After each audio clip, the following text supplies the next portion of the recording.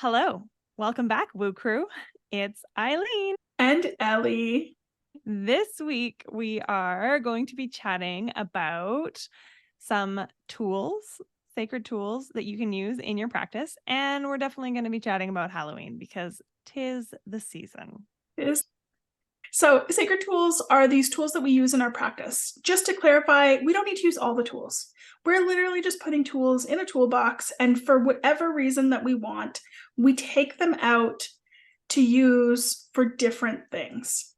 So last week we spoke about our spirit guides, and that is a tool that we have in our toolbox that we can access at any point.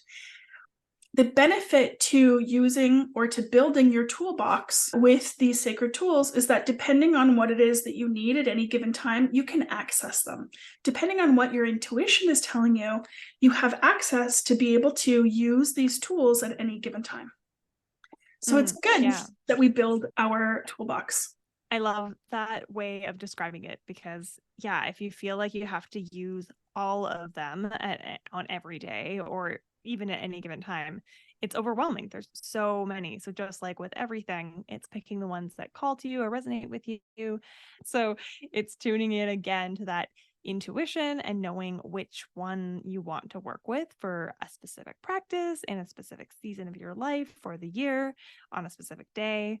It really just varies. So get curious and tune into your intuition and decide how you get those nudges or indications and listen to it. This is a perfect way to practice following your intuition too, because you're not going to cause any harm. You're not going to do something wrong. Like if you pick the quote unquote wrong deck, nothing's going to happen. No. You might not get quite as clear guidance from it, but it's not like a big life decision. So it's a great way to practice and to let yourself be right. And I think it's also good to mention here that you can use multiple decks at the same time. Oh, yeah. Yeah. Which is, if I've got a big thing going on, I'll be like, I'm going to pull 7 and ask a different question of each one. This feels good here. This feels good there. Yeah, I remember the first time a friend of mine used multiple decks, and I literally was like, hold up, I'm sorry, what are you doing right now?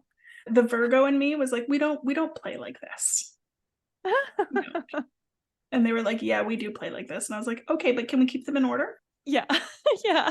I think the first person I saw like laying out spreads with multiple decks was Chris Corsini, actually. He uses multiple decks in some of his bigger readings. And I was like, oh, wow. Yes.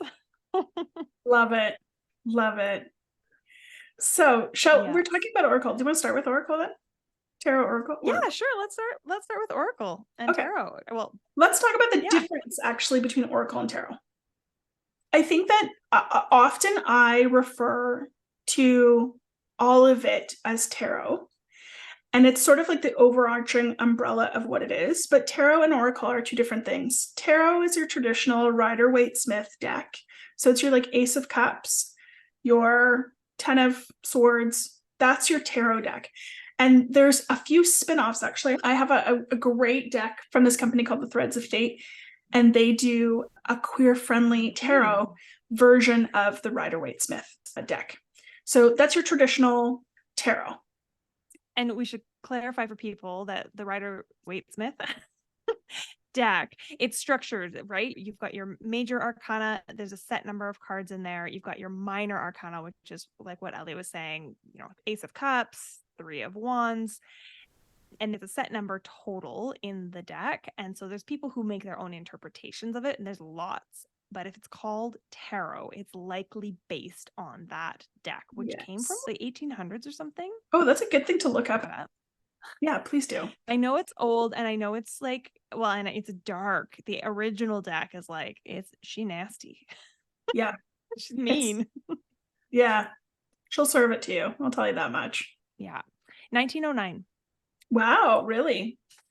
Yeah. It might also be worth saying that a lot of Oracle tarot readers also read playing cards, like 52 playing cards as part of a reading as well. Like, how fun is that? It's very cool. Like, you can use anything. Yes. And then, do you have any other tidbits for us about the tarot deck? Oh, interesting. The original version is public domain in all countries that have a copyright. Interesting.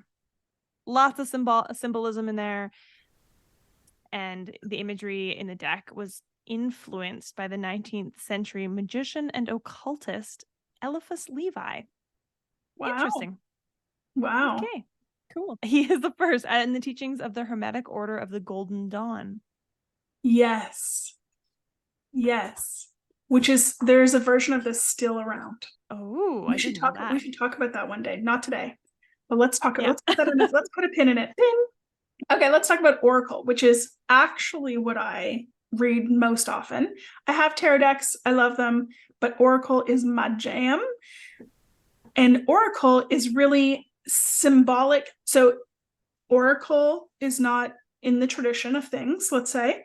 It can be many different things in a card deck. And some of the Oracle decks that I have are a Magdalene Rose Oracle. I have an archetypal Oracle from Kim Kranz. She does a bunch of Oracle type cards. I have Magdalene Manifestation cards. I have Tarot or Oracle After Dark cards, erotic tarot. I have our animal spirit cards. All of these fall under the Oracle. And Oracle is just the symbol of something. And let's even go as far as to say the symbol of something magical. And we use our tarot and Oracle in very similar, if not completely the same ways.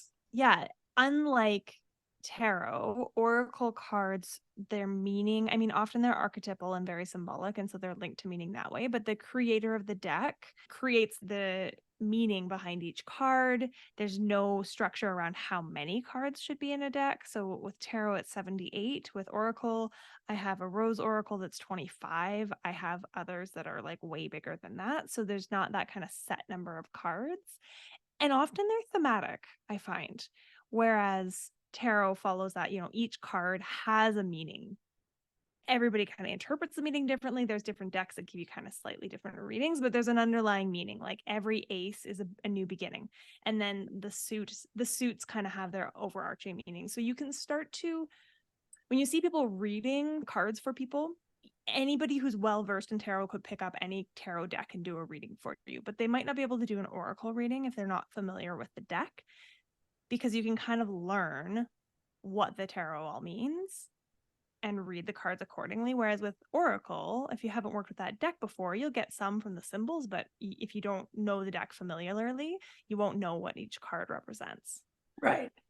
I also had somebody present to me this really beautiful, I read cards for this woman actually at my nail salon, and that she had brought up some cards with her that her mother gave her. Her mother reads Oracle, or her mother reads tarot actually. And so she presented me her cards that were all plant medicines, and she's an avid gardener, and they were beautiful cards. But again, your familiarity is deck by deck when it comes to the Oracle cards.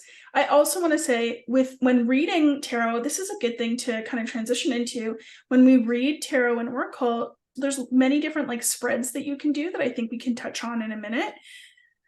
But you really read them for the symbolism of the card. And so the card itself, I think, because we get in our head when we start to read tarot, what I find when people come to me and they say like, hey, I love reading for other people, and therefore please come to me and book readings, and or anybody else. But it's not about what you don't know the cards very well. It's that you just need to open up your intuition to what the potential meaning could be.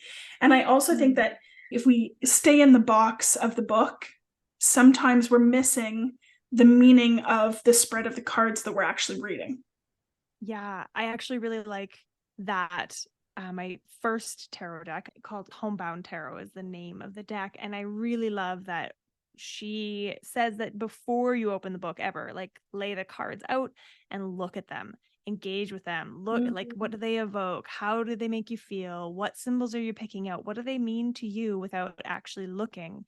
And what do they mean in relation to each other? So there, there's figures on these cards. Are they looking at each other? Are they looking away from each other? So the way that the cards interact in the spread that you've pulled can inform your reading as well. And only once you've kind of engaged with them that way should you move to the book. It's brilliant. I love that. Let's talk about spreads. Let's talk about oracle and tarot spreads. Do you have any favorite spreads that you do? I don't often do big spreads. I usually turn to either the book and some of the recommended spreads in there, or often for full or new moons, I'll just Google like new moon in Leo tarot spread and look at a bunch and pick the one I like. But I do pull cards most days, and often I'll just pull one card spread, like what's for my highest good today. I've taken to pulling a card for each day of the week on Sunday, so ahead of the Ooh, week. I did that this week, and then I listened to the Chani horoscope, and I was like, oh my God. spot on. Mirror image. Yeah. Anyways, that was cool. Jenny and I like this. Yeah. But the other one that I know off the top of my head that I do like doing is like past, present, future, or obstacle and removing of the obstacle. What's the word I'm looking there? I do past, present, obstacle, ally. Like the That's a cool ally one. that is going to help us, I guess, remove the obstacle. Yeah. That's a popular one for a 4-card spread. And I think probably one of the most popular ways that people pull cards are past, present, future, and the one a day, or the one, whatever the issue is. Like, what do I need to know? Where am I? Yeah. Yeah. I think that you can also ask whatever you want and pull as many cards as you want. Like, let's go in the box, let's step in the box for a half a minute, and let's blow the doors off the box and just say, you can do whatever the heck you want. Yeah, that's something, again, referring to Chris Corsini, he'll be pulling cards on a question, and he'll get a card and he'll be like, can I get some more clarification? And he'll pull another card or two to clarify. So sometimes you pull a card where you don't understand what it's trying to say. You can pull another to clarify what the message is or the meaning is. Combined, they give you a bit more depth. Yeah, I often ask for clarification, either through that and my pendulum, which we'll talk about pendulums in the future, or just by an additional card. Like, wait a minute, what else do I need to know? Okay, is this, wait, there's still more there. I like to do big year spreads for my birthday. So my birthday is coming up at the end of the month, and yeah, it's going to be a good day. And so I actually do a wheel of the year pulling on my birthday, which is New Year. Okay. Yeah. So we just have that information for the next part of the year.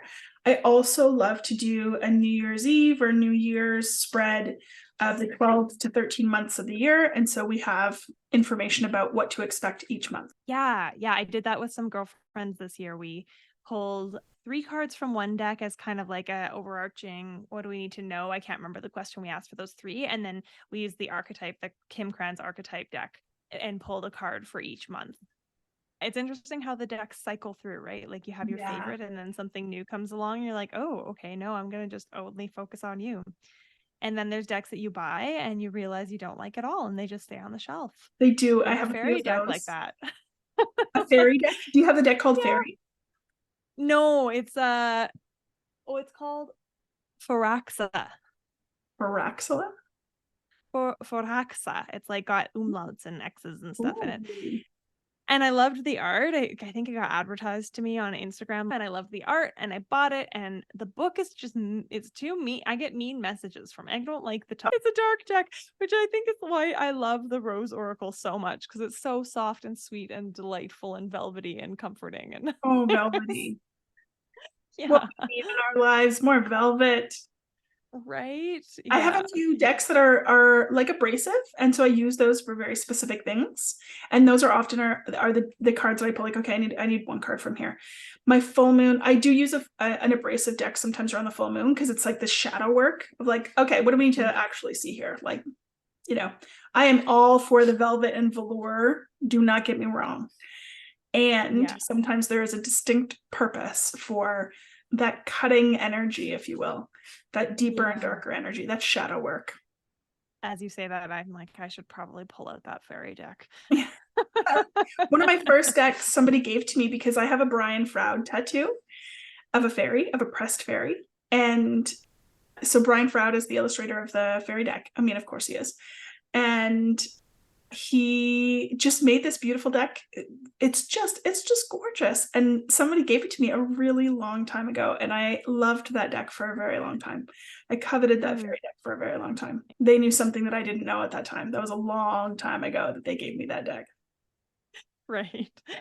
And for our listeners who are like, I don't know who David Froud is, I feel bad about that. I don't know who the heck he is either. Oh, you don't know who Brian? Oh, let me tell you who Brian Froud is. Oh my gosh, pull up a seat. Oh, I got his name wrong even. Oh yeah, pull up a seat. So Brian Froud is the other half of illustrators with Jim Henson for The Labyrinth. Oh. And I personally think that Jim Henson and Brian Froud, if you are listening, are you guys still alive?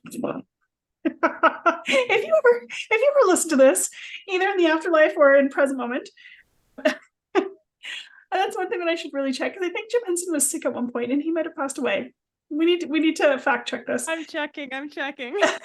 So Brian Froud, I think Brian Froud and Jim Henson took some mushrooms and went to Yellowstone National Park and came up with the idea for The Labyrinth.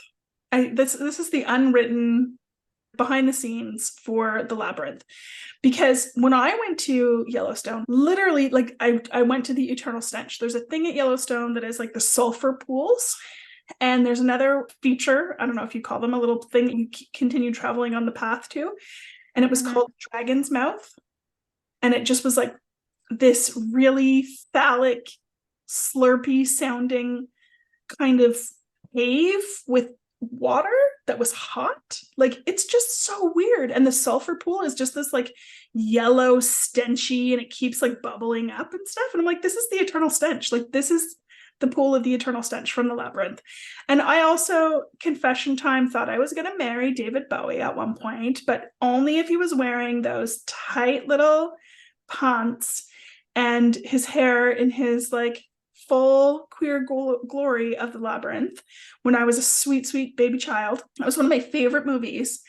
And so I just became obsessed. And then what happened is that I went to a friend's house and found this book called Lady Cottingham's Book of Pressed Fairies. And it's the story of this little girl who entices fairies onto her book, just like, come here, little one, and then closes the book on them and squishes them. And so I have a pressed fairy on me. And so I was obsessed with that book, and Brian Froud is the illustrator of the book. So maybe I had talked about The Labyrinth because I just loved the movie, and maybe I had, I don't know what, but this girl in one of my yoga teacher trainings bestowed me with this Brian Froud fairy deck, which is so mystical and so like, but so real, so potent, and it has all of the different fairies, and some of the fairies will sting you, and some of the fairies are sweet and velvety and just come on over here, come snuggle up next to me. And so I love that deck. It's lovely. For anybody else, if you are a listener and you have used the Brian Froud fairy deck, please let me know. So for all of our listeners and Ellie, Jim Henson passed away in 1990. So 33 years ago. Yeah, okay, great. But Brian Froud is still alive. Brian Froud is still kicking. Or excuse me, Jim, R.I.P. Jim, we love you. Wherever you are. Brian, stay strong. Yeah. Yes, thank you for looking at his artwork. It's beautiful. It's very beautiful. That was a fun rabbit hole. There you go. Thank you for doing that. Thanks for doing that for us. Anything else that you want to say about Oracle? Any other ways that you use it? Oh, I want to say this. I use it for business all the time. I literally use it for business decisions all the time. For any other entrepreneurs that are listening to this podcast that are woo curious, use your Oracle, use your tarot. What's my next move? Is this the right thing? What do I need to know about this offer? Should I go to this networking event? Like, what's in store for me? Those sorts of things. So use your Oracle, your tarot, to provide some answers for you so that you have some insights as to what's going on. I know that I use it a lot whenever I'm offering new things. Is this the right direction? What else do I need to know? And it gives me excellent content ideas for whatever it is that I'm doing. Yeah, it's interesting. I don't often use it for really specific questions, but I should, because I get the sense that I could get more out of it if I did. I'm always thinking about business, like always. That's all I think about. Could I please turn my brain off for a little while? So when I pull cards for direction or guidance, it's always with that at the forefront. So I'm always interpreting them in like a for my business lens, or nearly always. Okay. My human design says that I should be a specific manifester, as in, I do better if, or I will manifest more readily and easily if I'm really specific about what I want, what my ask is, the details, all that. I struggle so hard to get specific. So the same happens when I'm using Oracle or Tarot. I struggle hard to ask really specific questions, which is why I think I like looking up spreads for things like moons, because somebody else has done the creative thinking piece, or like put together the energies of the moon or the energies of the season that we're in. I don't have to like think about what fits. I can just go pull somebody else's, and I usually read like 5 or 6 of them and kind of cherry pick the questions that I like and mash them together so it's relevant to me. Before I hired my one-on-one business coach earlier this year, about 6 months ago now, I was having a pretty like low, dark time, and I just went out into my front room, which is a sunroom. It's only habitable for 3 months of the year because it's either too hot or too cold. Happened to be a good temperature, sunlight streaming in, and I pulled cards from like 5 of my decks, looking for just some guidance, some help, some support, some anything, and got some really good clarity then. So it just, however you feel, like if you're feeling stuck on something, it's a great way to just get a bit of direction or guidance. And what I love about it is if you hate what it tells you, then you just had a knowing that what it's telling you isn't for you, right? Like I saw a meme or a gif go around of white girls shuffling their oracle cards and pulling a card and be like, no, and like throwing it away till they got one that said something they liked. And like, Oh my. don't discount if the message isn't what you were hoping for, but it settles in your gut as a like, oh shit, it's right, then it's right.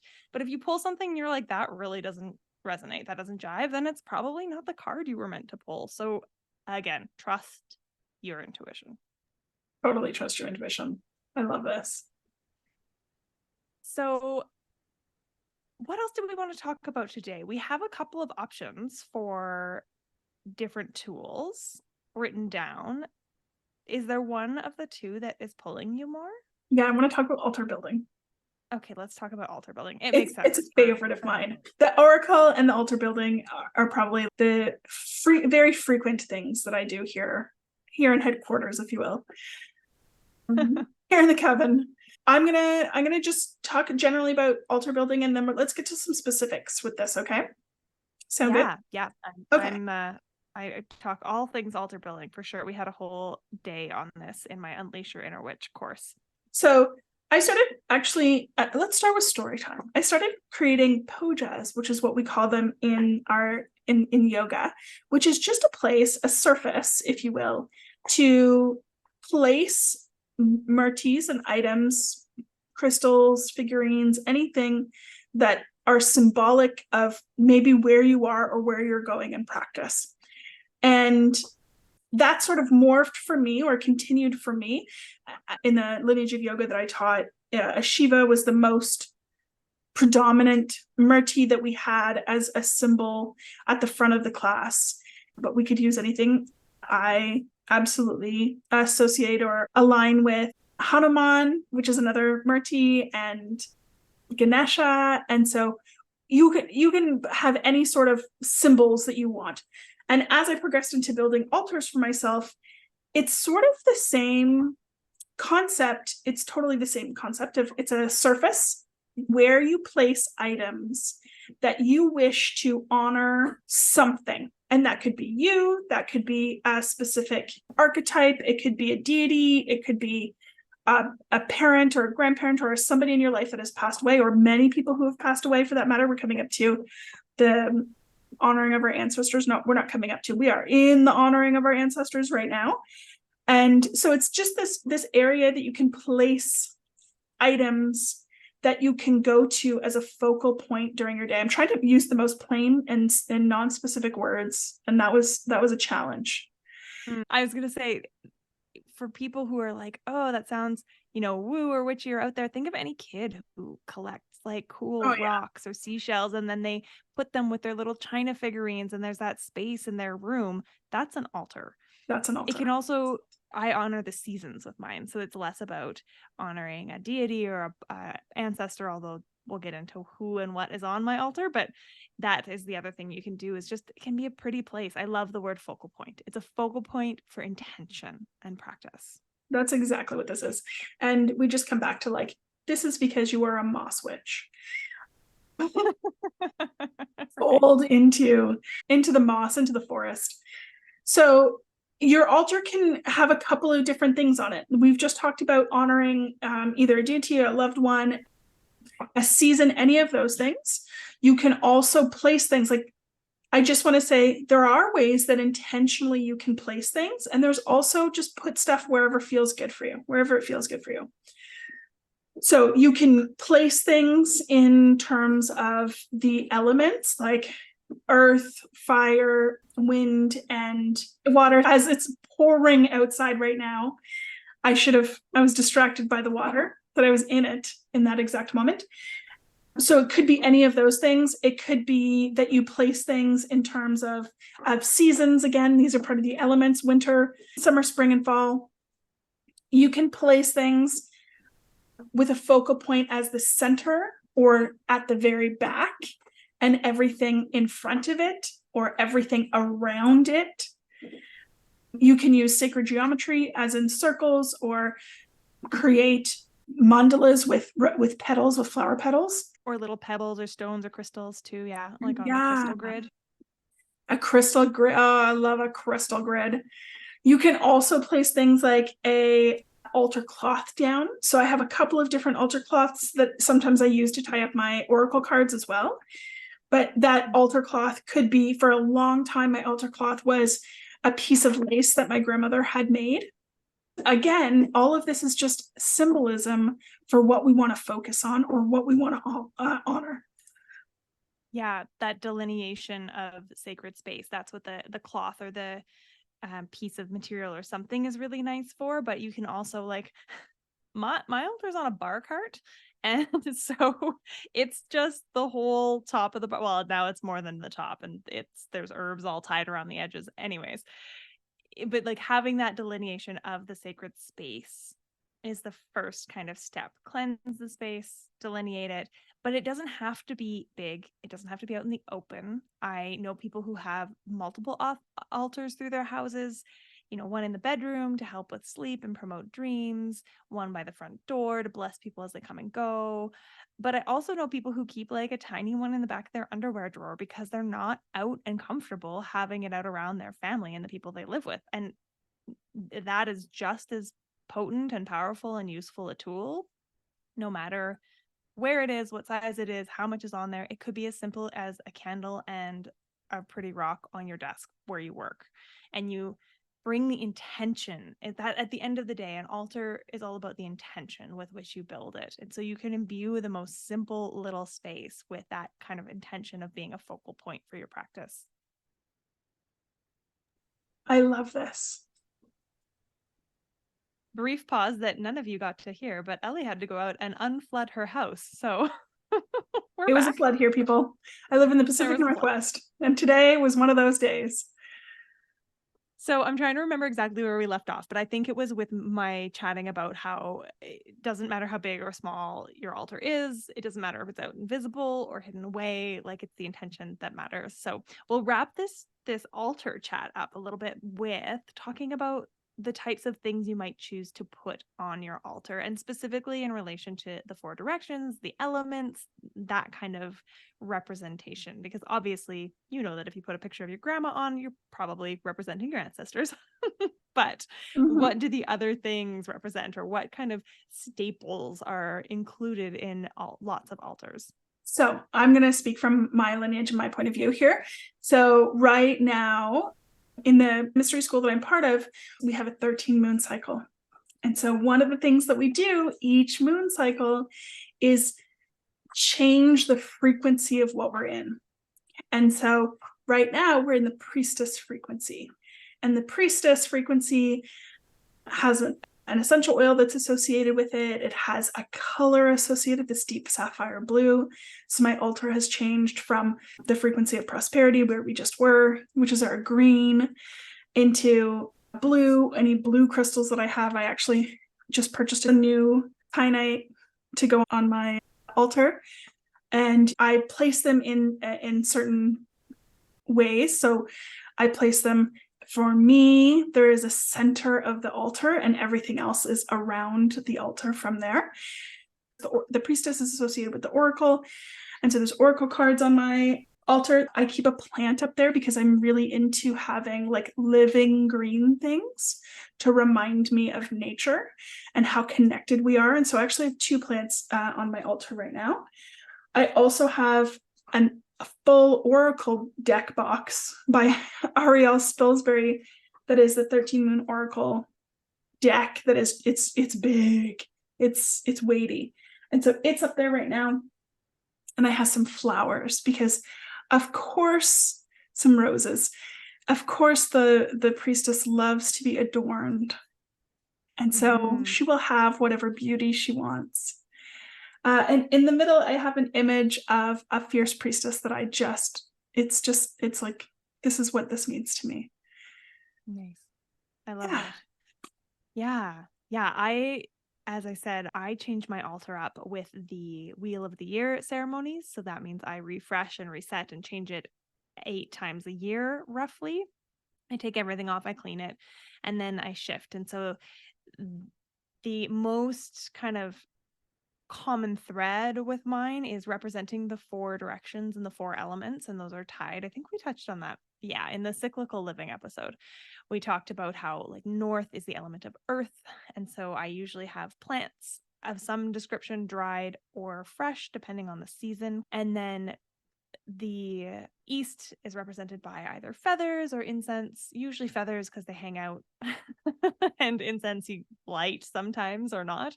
And then in the south, it's fire, and so that's always a candle. Candles are really common on altars of all descriptions. And then in the west, it's water, and I usually represent that just with an empty vessel. Sometimes I'll fill it with water, with moon water or something, but sometimes I forget to refresh it, and then it's just a really like evaporated, hard water crusted vessel. So I tend to only refresh the water when I'm actually working with it. And then it's intuitive for me. Sometimes I place the items in the directions that they correspond with, but often I just make it look pretty.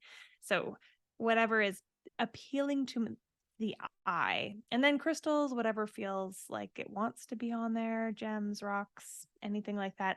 I found a bee, like a dead bee in the summer, so I put him on there. He hung out. Lunasa is associated with bees, so that felt fun.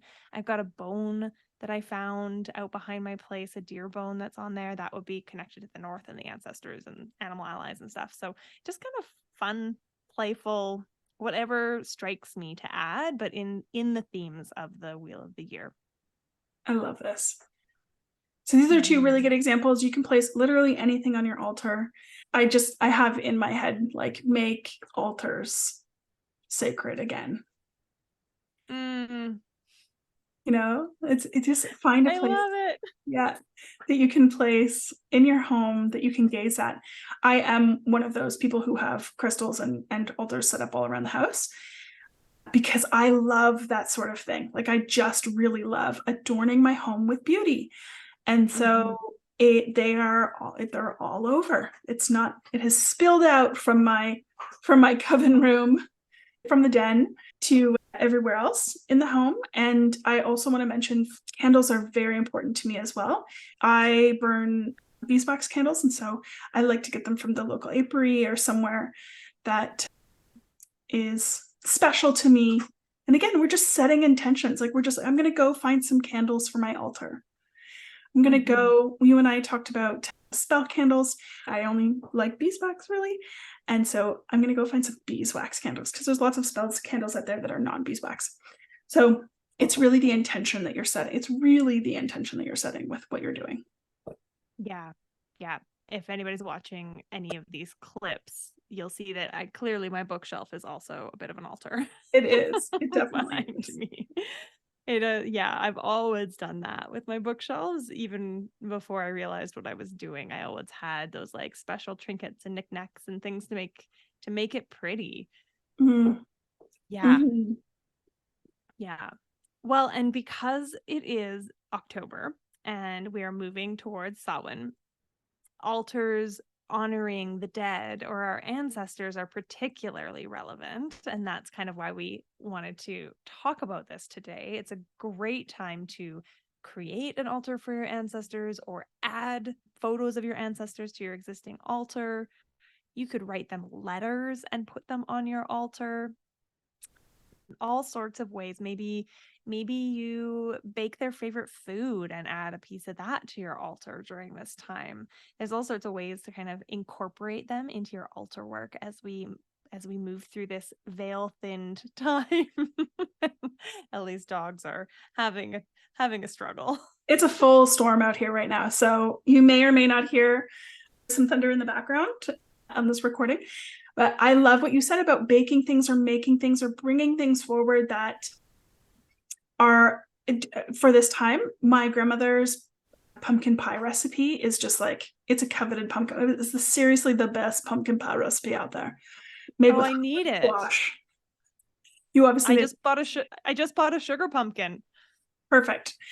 And so the recipe card goes on the altar out in the kitchen because it is needed. It's just, we're bringing this energy in forward. And there's also a pumpkin on the table right now. So and they're little sugar pumpkins. They're ready to be made into a pie. But for those of you that don't know, canned pumpkin is Hubbard squash.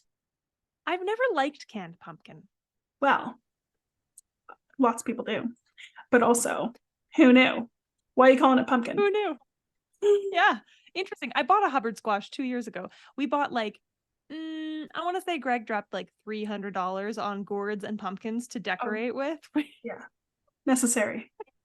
Sometimes it was wild. That was the year that we decorated the house and nobody came. We recorded that, but I'm not sure if we actually aired it or if that was like our little extra recording bit. We're gonna have to cut that up and put it out there as some behind the scenes material. Yeah, bonus footage. So let's continue to talk about Halloween since we're here.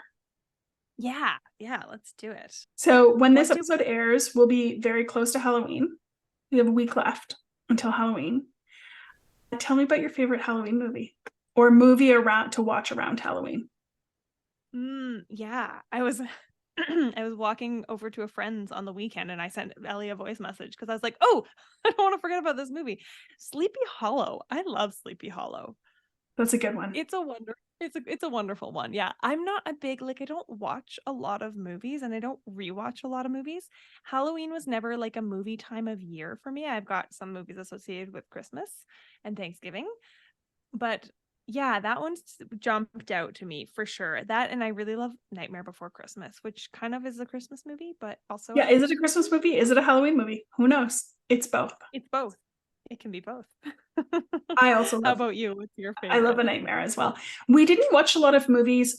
I don't remember like having a tradition around movies in Halloween for us either.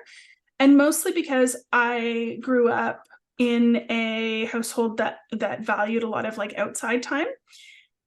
That sounded very cryptic and creepy. I just mean that my father was like, get out from in front of the television and come work outside, come work the land. And so we often were just outside and doing things.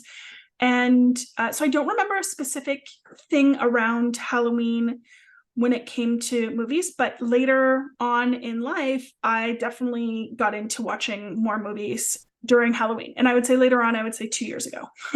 And my partner loves movies and has watched all of the movies and will watch any movie over again, pretty much.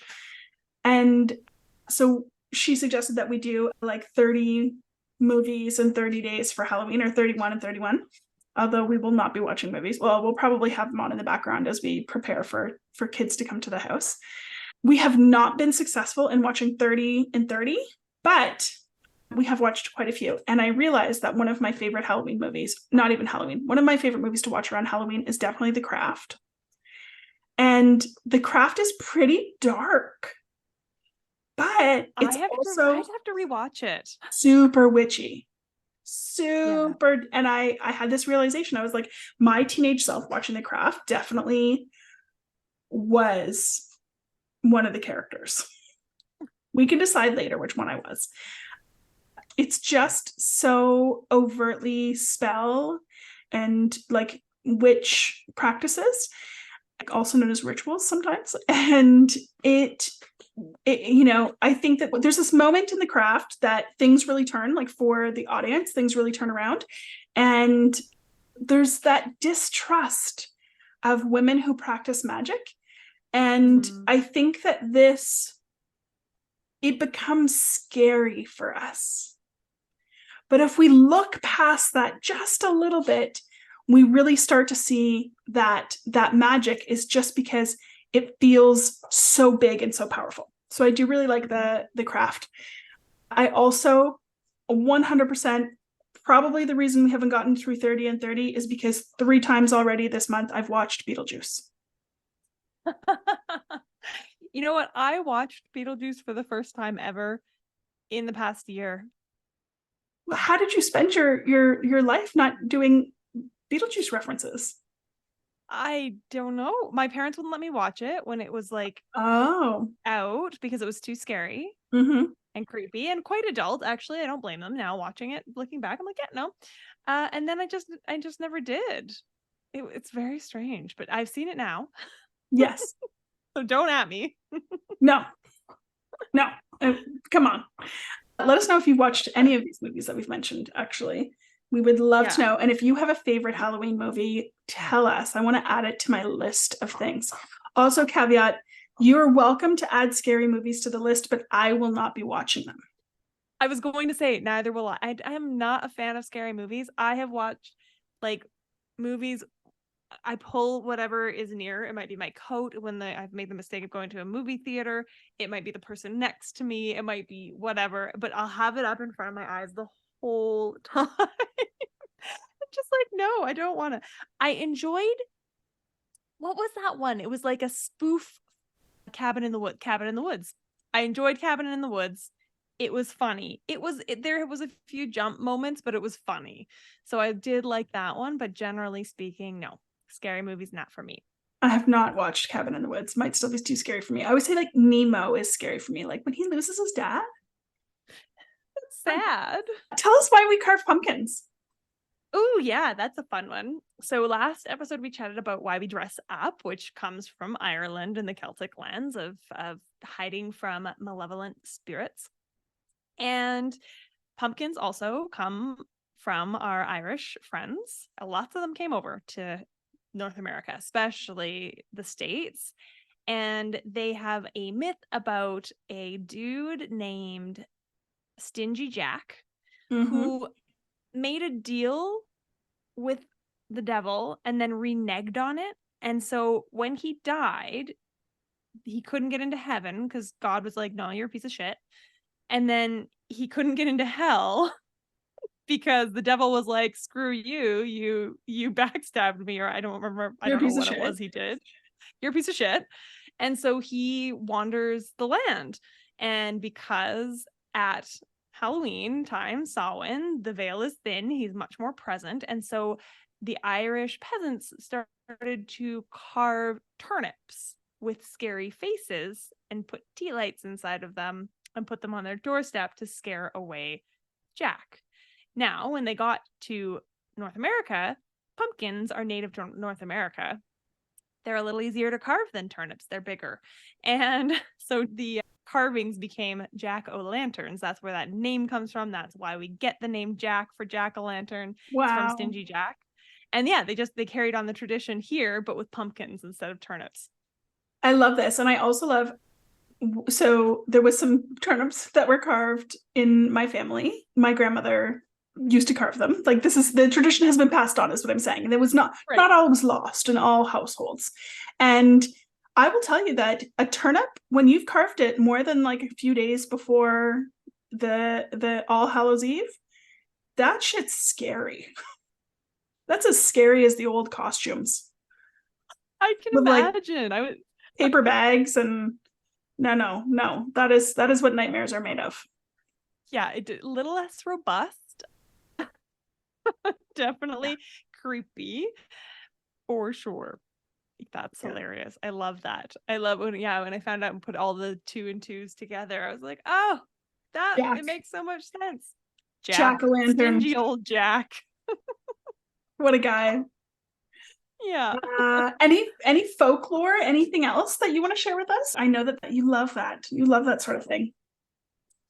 I think those are the ones that I know well enough to tell, like off the top of my head. I mean, dressing up and going door to door. So the dressing up piece was to scare away evil spirits. The dressing up and going to door to door is something called mumming. So mummers would dress up and go door to door and sing or do tricks or whatever for food offerings often. But that's not specific to Halloween. That happened around Halloween, but it also happened at Christmas. Think about carolers going door to door, singing for alms. So that was just a common tradition throughout Europe and at various festivals. So those Wheel of the Year celebrations, again, would be times when people might go a mumming. It's actually still a common practice in Newfoundland. Oh, really? Oh, yes. Mm-hmm. Oh, yes. Oh, yes. They have a different tradition there. Mm-hmm.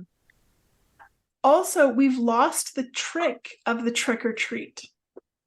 Entirely. We have lost. And sometimes I would go to houses whenever I was in my youth and we would say trick or treat. And the person would say trick. And I would be stunned. I would be like, What do you mean? do I Give me get the my chocolate bar? candy. Yeah. But do I get the chocolate bar? What is it? You were speaking to that in the last episode when you're talking about like entrepreneurship. Like, That is give that is me, like that is legit for yeah, blackmail. Give yeah, me it exactly. under threat of punishment. Give me candy. What are we teaching our children nowadays? My I goodness. don't know. Do you have any favorite Halloween memories? I do have a couple of favorite Halloween memories. What I really remember was how excited I was as a kid to go out for this day. Like, people love Christmas and they get so excited about Christmas things. I think my level of excitement for Halloween was at the level of how excited somebody gets for Christmas, because I don't have that level of excitement for Christmas. The anticipation of choosing your costume and putting that effort into it and really going with a group of friends that maybe were in your school district or out of your school district. I live in the country. Everybody was out of my school district. And so it was an opportunity for us to come together and to see like the delight and to see how people expressed themselves. Maybe this is why I love drag so much. It's because this is like Halloween every day. And you get to Yes. go and perform to, in costume that makes you feel like who you are. This is the similarity between drag and Halloween. So yeah, just the anticipation of how excited I was to be able to dress up in my costume and to try that persona or archetype on for a night. Yeah, for That's sure. that's like a memory, like a core memory is just the background. Yes, there was some times where I really had fun with who I was trick-or-treating. I remember when I was in grade 7 or grade 8, we went to the bigger town and trick-or-treated, and just like I got a literal pillowcase full of candy, where before you had like a quarter of a pillowcase, because when we were teenagers or young teenagers, we always brought a pillowcase with us. I loved that I spoke about my mom making candy apples, and I talked to her this week and I said, they don't have very many trick-or-treaters now, probably just anybody who might have children that are in like our friend circle, my little brother's friends, those sorts of things. And so they come over and they know ahead of time. And so my mom will make the candy apples or the popcorn balls for that amount of kid. But just this anticipation and truthfully, like, yeah, it was great. It was so great to have your candy and to come back and to reap your wares. Like, what did I get paid? But I just wanted to dress up again the next week. I know. Yeah, I'd say that like very similar experience for me of just feeling free in that expression. Like you couldn't be ridiculed for being too weird or too Oh, out there or having you are funny hair. you're Like, touching on something that is so important. This is exactly it. This is when we get to try on this new persona and be accepted immediately. yeah, it's a huge piece. That was definitely like the core of it. I've said over and over, like, I love dressing up for any reason, for all reason. Please throw a costume party for every occasion. I love it. I have a couple very specific memories of Halloween that I was thinking of when I was prepping for this episode. One of them, I was in a costume. It was such a good costume. I was a clown and I painted my face and I had like this like tinsel wig. It was great. Anyways, my uncle didn't recognize me. And I remember just being partly like, Uncle Ted, why don't you know me? And partly like, oh my God, I'm totally incognito. Like my own uncle doesn't know who I am. And like we live around the corner. I see him every day. That was a really interesting feeling and a fun memory for sure. And I also remember the year where I began to prefer the suckers over the chocolate. Wow. There's a shift in the last couple of years, like right when I was on the cusp of maybe being too old to be trick-or-treating anymore, but just milking the last little bit of time. I remember getting my bag of candy home, which was the same bag every year. It has like it's like silvery plastic bag with reinforced handles with like a haunted house image on it. I still have it. So I would dump out my bag. And I do remember the year. I think I was in grade 9. So like really that was the end of trick-or-treating. But all I wanted was the suckers. That was probably the same time when I was obsessed with halls. I would just buy like the black halls and suck on them wow. all day. So The witchiest haul you could get. I'm gonna take the black halls, please. I will have the Like, are you mentholated sick? halls. No, I'm not sick. No, I will eat a whole pack in a This is day. They have them in the candy vending for my machines. soul. Yeah. But yeah, I really enjoyed having a sucker to like clearly just an oral something to be doing to keep me focused in school, but the chocolate didn't do it for me. I have no idea what you're talking about. I've never experienced that. This chocolate or nothing. It was like, Yeah, it was for me for a long time. And then it was like, no, actually, I love chocolate still, but really just coffee crisp or like dark chocolate. Chocolate bars in general are way too sweet for me. way too sweet. On this note, favorite, I'm glad that you're bringing this up, favorite Halloween candy. Those Halloween kisses, they've got like an orange and black. Do you know what this is? And it's like this toffee weird something inside. It's chemical. It's a molasses candy is what it is. Yes. Yeah. Huh. I love those. I love them. My teeth want to fall out when I eat them. And so usually if I can find one around Halloween, like it's literally a single one around Halloween, then I will eat a single one because I love the taste of those. And I think the question we should all be asking is, are we a fan of candy corn or not? Ugh. Terrible. Disgusting. It's gross. How? Why, people? Why would you do that to Why yourself? does it even exist? This is a controversial. I'll put a poll up on our Instagram when Please. this episode goes live. Why does who invented candy corn? Why would you think that was delicious? It's not delicious. But I love the look of candy corn. Oh, it's beautiful. So if you make a cookie out of candy corn colors and shape, I will eat that. If that cookie had candy corn on it, I would pick the candy corn off and not eat it. I think this is the same thing for Easter. Like, who eats those peeps? Come on. Oh God, they're No, don't do that terrible. to yourself. Why? No, Why? This is chemical. This is a taste of chemical. it's like a marshmallow, but worse. Yeah. Oh, I love a marshmallow. That is not like a marshmallow. That is like I don't know what. Fair With enough. like grit on it, like sawdust, sandpaper on it, Why would you do that? Candy corn is the greatest Halloween debate there is, really. It is. It's very. It's like toilet paper with the like over or under. Toilet paper roll over under. There's only one right way There is. for every household. We're staring each other down. I'm like, are you over or under? I'm over. We're over. Okay, good. We agree.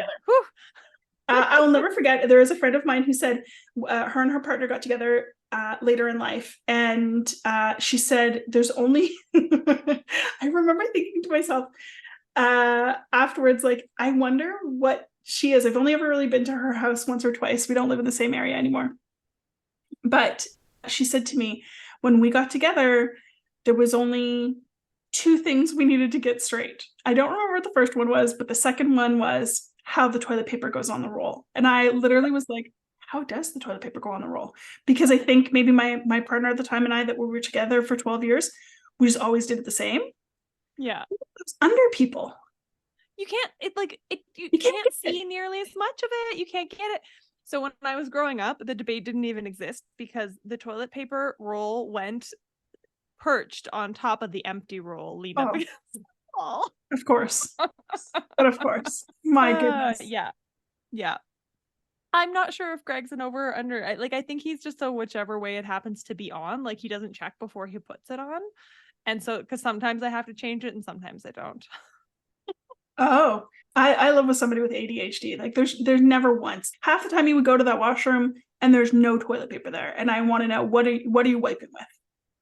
Oh, no. And maybe you're just drip drying. That's fine. That's fine. But there comes a time where you're going to need something.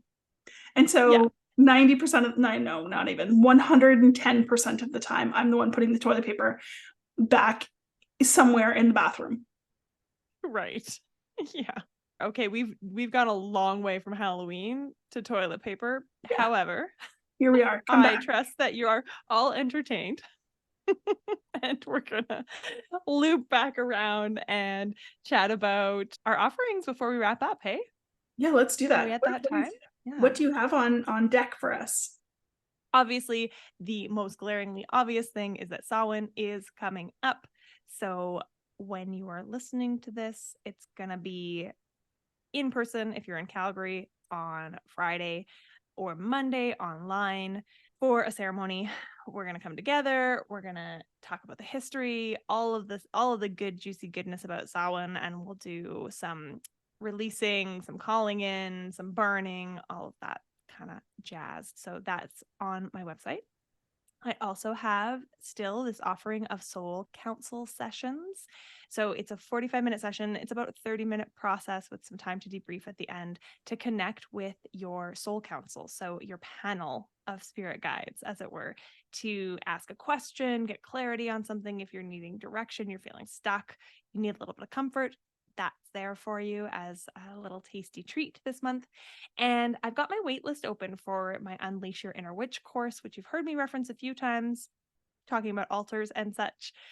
That waitlist has some bonuses, which I don't know yet because at the time of recording, I haven't decided them, but they'll be up and available for you to know what they are on my Instagram and my website, and links there for both. And you? What do you have? Wonderful. You've got a full roster of things for us. I got all sorts of stuff. I have my human design offerings that are going deeper. So we're going to look at the channels, the gates, and your profile specifically in the 4 areas of family. Well, starting off with yourself, family and family dynamics, relationships and lovers, and then career. And so you can book a session with me through my website, and you can choose 2 of those areas that will focus your gates, the translation and the interpretation of your gates, your channels, and your profile for those areas. And I also have a Scorpio season workshop coming up on October 26th. And this is really everything I'm doing right now is how to untame yourself, how to decondition yourself. This is untaming your wild.